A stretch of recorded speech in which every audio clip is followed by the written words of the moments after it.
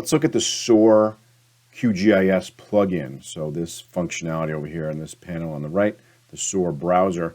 In order to get to it, you go to Plugins, Manage and Install Plugins, and search for it. Just search for Soar, and up here we've got a yellow triangle.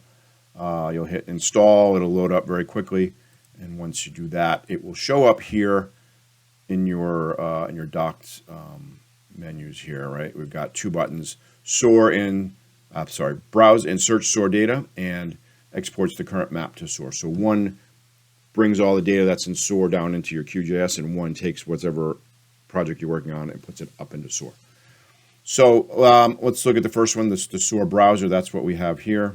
It's clicked. Let's find. We can search by keyword, or we can search by map extent, and wherever you are, it'll show you all the maps that are in here.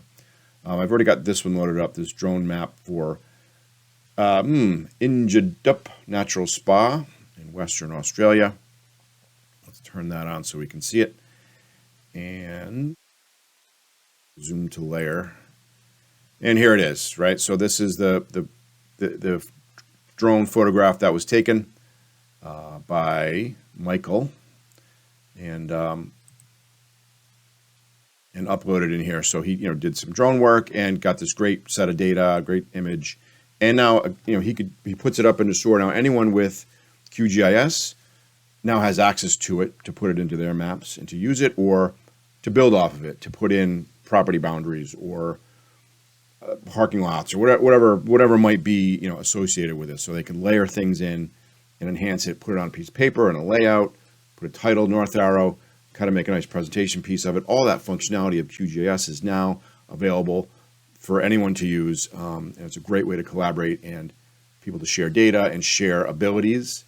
The QGIS GIS people and the Soar people, the drone people, being able to take your drone shot and put it up for the world to be able to use is incredibly powerful, right? And great for the drone user. They have people that can work on their data and they can collaborate with it.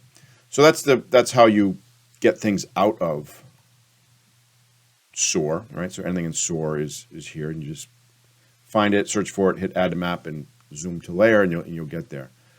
The other button to push things back up into Soar from QGIS is the export map. Let's go to another image. I've got one from a school here. So right click, go zoom to layer, and it'll bring me to, I wanted this one, zoom to layer. And this is a school in Minnesota. We'll turn that on. Someone took a nice drone ortho mosaic of this school.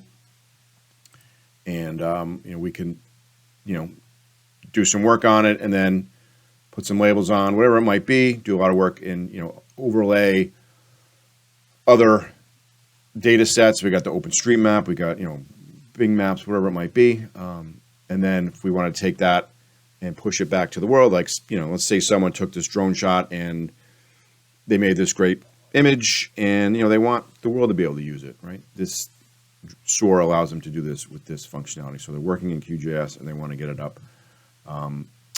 So, you just add in a title and a description.